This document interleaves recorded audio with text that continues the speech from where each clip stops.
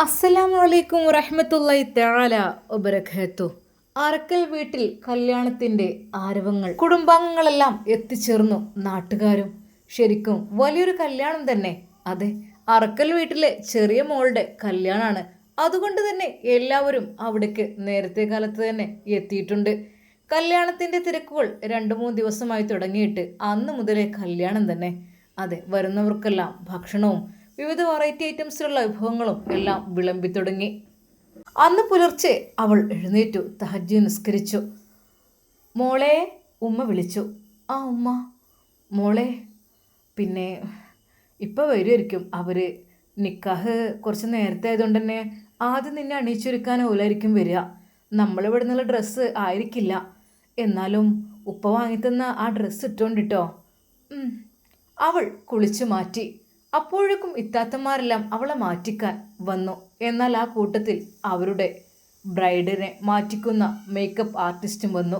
പഠിച്ചവനെ, ഇന്നു മുതൽ ഞാൻ മറ്റൊരു വീട്ടിലേക്ക് പോവുകയാണ്. മറ്റൊരുത്തൻ്റെ ഭാര്യയായിട്ട്. തീരെ പരിചയമില്ലാത്ത ഒരാളുടെ കൂടെയുള്ള ജീവിതം.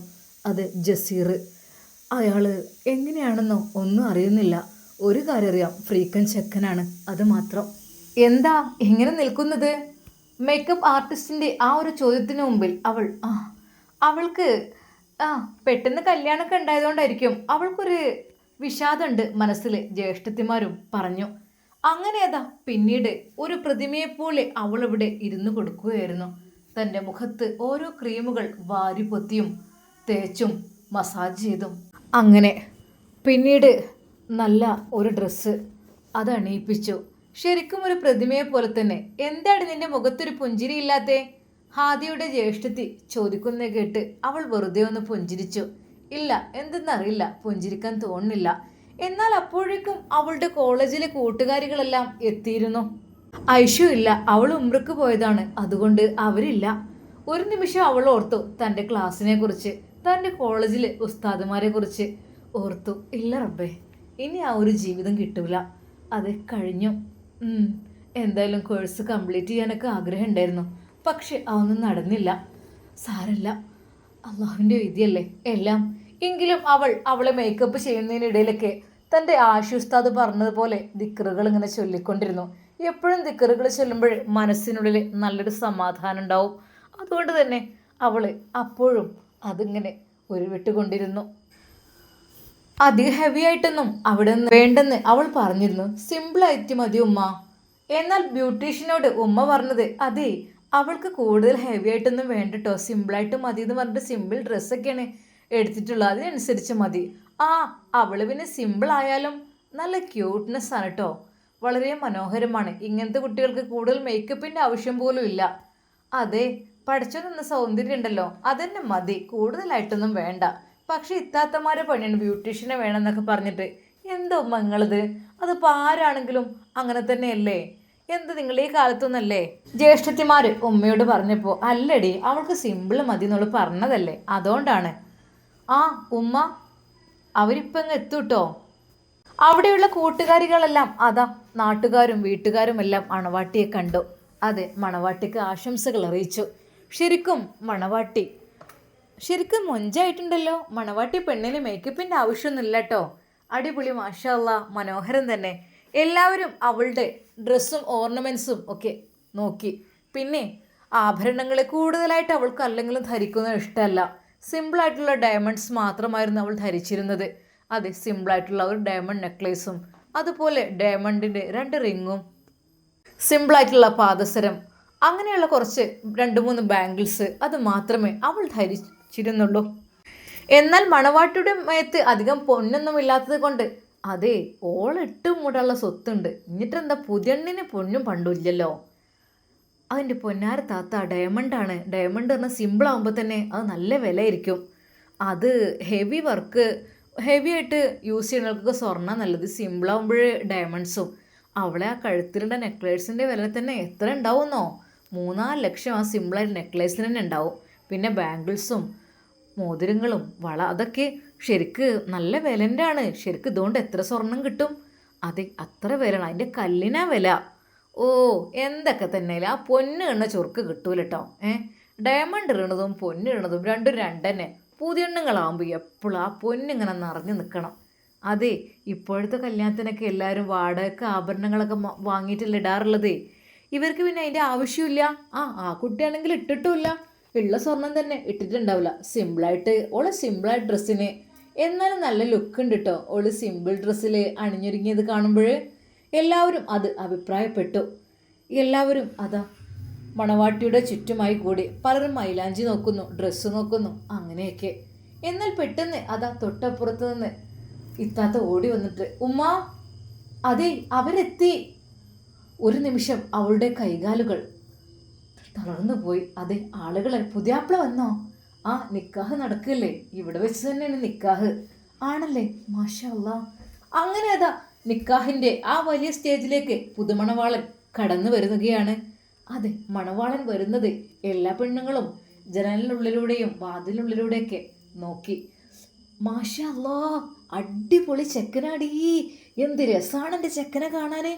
അതെ, പിന്നുണ്ടല്ലോ നല്ല ചെക്കനാട്ടോ. നേരെ അവളുടെ അരികിലേക്ക് കൂട്ടുകാരികളെല്ലാം വന്നു. എടി ഹാദിയ, വിചാരിക്കുന്ന പോലെയല്ല കേട്ടോ, നല്ല ഫ്രീക്കൻ ചെക്കന്. അല്ലെങ്കിൽ എല്ലാവർക്കും ഇഷ്ടം ഇപ്പം അങ്ങനത്തെ ചെക്കന്മാർ തന്നെയാണ്. അങ്ങനത്തെ ചെക്കന്മാരിപ്പോൾ എവിടെ നിന്ന് കിട്ടാനാടി? അതെ, അടിപൊളി ഫ്രീക്കൻ, എന്ത് ഭംഗിയെ കാണാനെന്നോ. സത്യമായിട്ടും എല്ലാവരും അവളോടായി പറഞ്ഞു, അവളുടെ കവിളിനുള്ളിക്കൊണ്ട്. എന്നാൽ അപ്പോഴേക്കും നിക്കാഹ് കർമ്മത്തിനുള്ള തുടക്കം. ഉപ്പ പൊന്നു മോളോട് പറഞ്ഞു, മോളെ ഉപ്പ. എന്നാൽ ഉപ്പ നിക്കാഹിന് കൈ കൊടുക്കുകയാണ് കേട്ടോ. അവൾ സമ്മതം മൂളി. ഉപ്പ സ്റ്റേജിലേക്ക് കയറി. പഠിച്ചോനെ, എൻ്റെ ഉമ്മാനും ഉപ്പാനും സന്തോഷിപ്പിക്കല്ലാതെ എനിക്കിപ്പോൾ എന്താ? എൻ്റെ ഉസ്താദ് പറഞ്ഞിട്ടുണ്ട് അവരെ ഒരിക്കലും വിഷമിപ്പിക്കരുത് എന്നുള്ളത്. അവരെ സന്തോഷിപ്പിക്കണം, അതല്ലാതെ ഇപ്പോൾ എന്ത് ജീവിത? അതല്ലാതെ ഇൻഷാ അല്ലാ എന്നെക്കൊണ്ട് കഴിയുന്ന രീതിയിൽ ഞാൻ അവർക്ക് ഹെൽപ്പൊക്കെ ചെയ്തിരിക്കും. ഹാദിയുടെ മനസ്സിൽ അപ്പോഴും ഉമ്മയും ഉപ്പയും കുറിച്ചുള്ള ചിന്തകളായിരുന്നു. റബ്ബേ, ഒരുപാട് ആലോചനകൾ ഞാൻ തട്ടിത്തെറിപ്പിച്ചു. എന്തായാലും ഇതിൽ ഞാൻ ഉറച്ചു നിൽക്കും. അവൾ ഉറച്ച തീരുമാനത്തോടു കൂടി അവിടെ നിന്നു. അതാ നിക്കാഹിൻ്റെ സദസ്സിൽ അത് മുഴങ്ങിക്കേൾക്കുന്നു. എൻ്റെ മകൾ ഹാദിയയെ. അതെ, അത് കേട്ടപ്പോൾ അവളുടെ ഹൃദയം ഒന്ന് പിടച്ചുവെങ്കിലും അവളുടെ മനസ്സിനെ അവൾ സമാധാനിപ്പിച്ചു. അതെ, ഞാൻ ജസീറിൻ്റെ ഭാര്യയായി മാറി. എന്നാൽ അപ്പോഴേക്കും തോഴികളൊന്നായിട്ട് അവളുടെ റൂമിലേക്ക് വന്നിരുന്നു. ഹാദി അണിഞ്ഞൊരുങ്ങിയിരിക്കുകയാണല്ലോ, അതൊക്കെ നമുക്ക് റിമൂവ് ചെയ്യാം കേട്ടോ. പുതുതായി നമുക്ക് മേക്കപ്പും കാര്യങ്ങളൊക്കെ ഇടാം. അതിൽ ഒരു വെളുത്തു തടിച്ച നല്ല ഫാഷൻ ഒരു സ്ത്രീ വന്നു. അവളുടെ ഡ്രസ്സെല്ലാം അത് പതുക്കെ അഴിക്കുവാൻ വേണ്ടി അവൾ നാണിച്ചു. ഞാൻ അവിടെ പോയിട്ട് പെട്ടെന്ന് അവൾക്കതാ വലിയൊരു കനമുള്ള ഡ്രസ്സാണ് അവർ നൽകിയത്. അവൻ്റെ റബ്ബേ, ഇത് ഇട്ടുകൊണ്ട് എങ്ങനെ നിൽക്കുക? വീട്ടിലുള്ളത് സിമ്പിളായിരുന്നു. എന്നാൽ ആരൊക്കെയോ പറയുന്നത് കേട്ടു അതിനിടയ്ക്ക്, വലിയ പണക്കാരൊക്കെയാണല്ലോ, പക്ഷെ അവളുടെ ഓർണമെൻറ്റ്സും ഡ്രസ്സും നോക്ക് എത്ര സിമ്പിളാണ്. അതെടി, വലിയ പണക്കാർ പഴയ പോലെ ഹെവി ആയിട്ടൊന്നും അണിഞ്ഞൊരുങ്ങൂല, അവരൊക്കെ സിമ്പിളായിരിക്കും. ഇപ്പോൾ അവർ കൊണ്ടുവന്ന ആ ഒരു മെറൂൺ നിറത്തിലുള്ള വലിയ ലെഹങ്ക അതവൾക്ക് താങ്ങാൻ കഴിയുന്നതിലും അപ്പുറമായിരുന്നു. അവൾ ആ ഡ്രസ്സ് ഇട്ടപ്പോൾ ശരിക്കും താൻ ഒടിഞ്ഞു തൂങ്ങുന്നത് പോലെയാണ് അവൾക്ക് തോന്നിയത്. എന്നേ എല്ലാവരും പറഞ്ഞു, ഹായ് എന്ത് രസം മണവാട്ടിയെ കാണാൻ. ആ ലെഹങ്ക കൂടെ ഇട്ടപ്പോൾ ശരിക്കൊരു ഹോറിയായി മാറിയിരിക്കുന്നു. അവർ കൊണ്ടുവന്ന എന്തൊക്കെയോ ഓർണമെൻറ്റ്സും കാര്യങ്ങളുമെല്ലാം അവളുടെ ശരീരത്തിൽ ഇട്ടുകൊടുത്തു.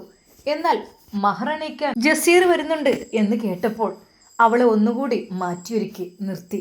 അവളുടെ മുമ്പിലേക്ക് അതാ സുന്ദരനായ ആ ഒരു യുവാവ് പതുക്കെ നടന്നു വരുന്നു. തല താഴ്ത്തിക്കൊണ്ട് അവൾ വല്ലാതെ ശ്രദ്ധിക്കാതെ നിന്നു. പെട്ടെന്ന് ഹാദിയ, അതെ ഭർത്താവ് തന്നെ അവളെ വിളിക്കുന്നു.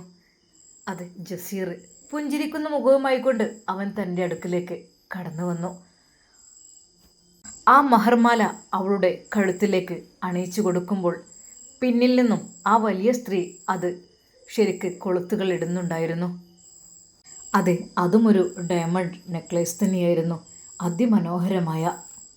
അതിനിടയ്ക്ക് അവളുടെ ഓൾഡ് മേക്കപ്പെല്ലാം റിമൂവ് ചെയ്ത് വേറെ രീതിയിൽ വളരെയധികം ഹെവി ആയിട്ട് തന്നെ മേക്കപ്പ് ചെയ്തത്. അതവൾക്ക് ഒട്ടും താല്പര്യമില്ലായിരുന്നു. എന്നാൽ അതിനിടയ്ക്ക് ആരോ പറഞ്ഞു, അവൾക്ക് ശരിക്കും മേക്കപ്പിൻ്റെ ആവശ്യമില്ലല്ലോ, എന്തിനാണ് പിന്നെ അത്. അതെ, കടുത്ത ലിപ്സ്റ്റിക്കും. ശരിക്കും അവളൊരു പാവക്കുട്ടിയെ പോലെ ആയി മാറി. കണ്ണാടി അവളുടെ മുമ്പിലേക്ക് കാണിച്ചപ്പോൾ പഠിച്ചോനെ ഇത് ഞാനേ അല്ല, ഞാൻ എവിടെ, ഇതിനുള്ളിൽ എവിടെയാണ് ഞാൻ ഒളിഞ്ഞു നിൽക്കുന്നത് എന്ന് വരെ അവൾക്ക് തോന്നിപ്പോയി. പെട്ടെന്ന് ഏട്ടത്തി, ഓ ഇത് കുറച്ച് ഓവറായിപ്പോയല്ലോ, അവൾക്ക് ഇത്ര മേക്കപ്പിൻ്റെ ആവശ്യമില്ലല്ലോ. എന്നാൽ അതിലൊരുത്തി പറഞ്ഞു, കല്യാണല്ലേ, കുറക്കാൻ പറ്റൂലല്ലോ. പിന്നെ പുളിക്കൽ തറവാട് എന്ന് പറഞ്ഞാൽ അതൊരു മോശപ്പെട്ട തറവാടല്ല. പുളിക്കൽ തറവാട്ടിൽ മണവാട്ടി കയറി വരുമ്പോൾ ഒട്ടും മോശമാക്കാൻ പാടില്ല. എന്നാൽ അതിനിടയ്ക്ക് ഫോട്ടോഷൂട്ടും കാര്യങ്ങളുമെല്ലാം. ജസീർ പതുക്കെ ഹാദിയുടെ തോളിൽ കൈയിട്ടു.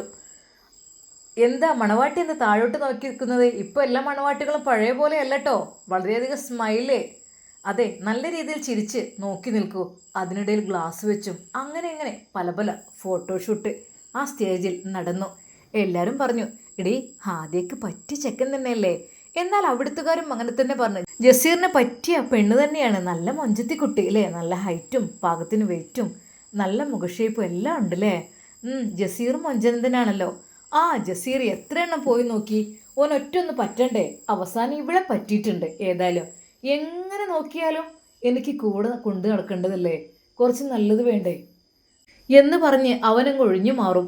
ഒടുവിൽ ഏതായാലും അവൻ വിചാരിച്ച രീതിയിൽ ഒന്ന് കിട്ടിയിട്ടുണ്ട്. ഓൻ പറഞ്ഞത്, എനിക്കനുസരിച്ചൊരു പെണ്ണ്, അതാണ് ഞാൻ ആഗ്രഹിക്കുന്നത്. ആണുങ്ങൾ ഇത്തിരി സൗന്ദര്യം കൂടിപ്പോലും പ്രശ്നം തന്നെയാണ്. അപ്പോൾ അവർക്കനുസരിച്ച് പെണ്ണ് വേണ്ടിരും. എന്തായാലും ഹാദിയ അവനക്ക് അനുസരിച്ച ഒരു പെണ്ണായിട്ടുണ്ട്. ഫോട്ടോഷൂട്ടും കാര്യങ്ങളും എല്ലാം കഴിഞ്ഞ് അവർ അവിടെ നിന്ന് ഫുഡ് കഴിച്ച് പോകുവാൻ വേണ്ടി നിൽക്കുകയാണ്. തൻ്റെ ഭർത്താവിൻ്റെ കൂടെ ഫുഡ് കഴിക്കാനിരുന്നു. ഫുഡ് അവൻ തന്നെ അവൾക്ക് വിളമ്പി കൊടുക്കുന്നുണ്ട്. ഹാദിയ കഴിക്കുമെണ്ണേ, എന്താ നീ നാണിച്ച് നിൽക്കുന്നത്, കഴിക്ക്. അതിനിടയിലും ഫോട്ടോഷൂട്ട്. അതെ, അതിനിടയിൽ പുതിയണ്ണിന് ചോറ് വാരി കൊടുക്കുന്ന രീതിയിൽ ഒരു ഫോട്ടോഷൂട്ടും അതൊക്കെ എടുപ്പിക്കുകയാണ്. എടുക്കടാ, കൊടുക്ക്, അങ്ങനെ തന്നെയല്ലേ. ഇനി എത്ര ഫോട്ടോഷൂട്ട് വരാൻ നിൽക്കുന്നേ ഉള്ളൂ. ഹാദിയ നാണിച്ചു ശരിക്കും. അങ്ങനെ അതാ അവളുടെ കൈ പിടിച്ചുകൊണ്ട് അവിടെ നിന്ന് ജസീർ ഇറങ്ങുകയാണ്. തലങ്ങും വിലങ്ങും ഫോട്ടോഷൂട്ടും കാര്യങ്ങളുമാണ്. അതെ, അതിനിടയിൽ ഉമ്മയുടെയും ഉപ്പയുടെയും ഇത്താത്തമാരുടെയും കൂടെയൊക്കെ നിന്നുകൊണ്ടുള്ള ഫോട്ടോഷൂട്ട്. അങ്ങനെ അതാ ആ വിലപിടിപ്പുള്ള ആ വലിയ കാറിലേക്ക്, റോൾസ് റോയ്സിലേക്ക് അവളെ കൈപിടിച്ചുകൊണ്ട് അവൻ നടന്ന് പോകുന്നു. ശരിക്കും നല്ലൊരു രാജകുമാരിയും രാജകുമാരനും വരുന്ന ലുക്കുണ്ട്. പോകുമ്പോൾ ഉമ്മയോടും ഉപ്പയോടും അവൾ തിരിഞ്ഞു നിന്ന് പറയുന്നു, ഉപ്പ ഉമ്മ പോയിട്ട് വരാം. അവൾക്ക് വല്ലാതെ വിതുമ്പുന്നുണ്ടായിരുന്നു. ഉമ്മ അവളെ കെട്ടിപ്പിടിച്ച് ചുംബനങ്ങൾ അർപ്പിച്ചു. ആ പിതാവിൻ്റെ കണ്ണുനീരും നിയന്ത്രിക്കാൻ കഴിയുന്നില്ലായിരുന്നില്ല. ഹാദിയ മണവാട്ടിയായി മറ്റൊരു വീട്ടിലേക്ക് പോവുകയാണ്. ആ ഒരു നിമിഷം ആ പിതാവ് മരുമകൻ്റെ കൈ പിടിച്ചുകൊണ്ട് പറഞ്ഞു, മോനെ, എൻ്റെ കുട്ടിയെ നല്ല രീതിയിൽ നോക്കണം കേട്ടോ. എന്താ ഉപ്പ ഇത്? ചിരിച്ചുകൊണ്ട് അവൻ അത് പറഞ്ഞു. ഹാദിയ മറ്റൊരു വീട്ടിലേക്ക് പോവുകയാണ്. ആ വാഹനത്തിൽ കയറിയിരുന്നു. അവൾ ഒന്നുകൂടെ നോക്കി തൻ്റെ പ്രിയപ്പെട്ട അറയ്ക്കൽ തറവാട്. അവിടെ നോക്കി നിൽക്കുന്ന, കണ്ണീരോടെ നിൽക്കുന്ന എൻ്റെ ഉമ്മയും ഉപ്പയും കുടുംബാംഗങ്ങളും. വൈകുന്നേരത്തെ സൽക്കാരത്തിനാണ് എല്ലാവരെയും ക്ഷണിച്ചിട്ടുള്ളത്. ഇപ്പോൾ അവരെന്നെ മാത്രം കൊണ്ടുപോകുന്നു. എല്ലാവരോടും അങ്ങോട്ട് വരാൻ പറഞ്ഞിട്ടുണ്ട് 4 മണിക്ക്. ഒരിക്കൽ കൂടി അവൾ ആ നിറകണ്ണുകളോടെ മാതാപിതാക്കളെ നോക്കി അവൾ വിതുമ്പി. അപ്പോഴും അവളുടെ മനസ്സിൽ ആശി ഉസ്താദ് പറഞ്ഞ ഉപദേശങ്ങളായിരുന്നു. മോളെ, ദാമ്പത്യ ജീവിതം അല്ലാഹു ഹൈറാക്കട്ടെ, നമ്മൾ നല്ല രീതിയിൽ നിൽക്കണം. പിന്നെ എന്തൊക്കെയായാലും പെട്ടെന്ന് ക്ഷമ നശിച്ചു പോരാൻ പാടില്ല.